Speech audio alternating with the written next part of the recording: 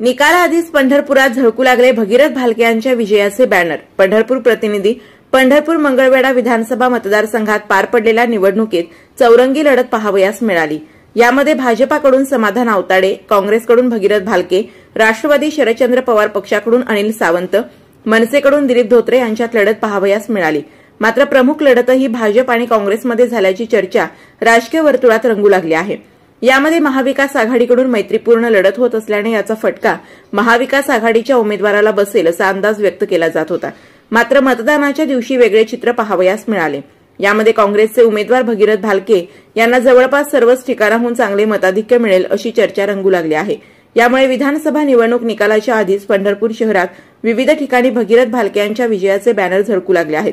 मात्र उद्या होणाऱ्या मतमोजणीनंतर विजयी कोण होणार हे चित्र स्पष्ट होणार आहे।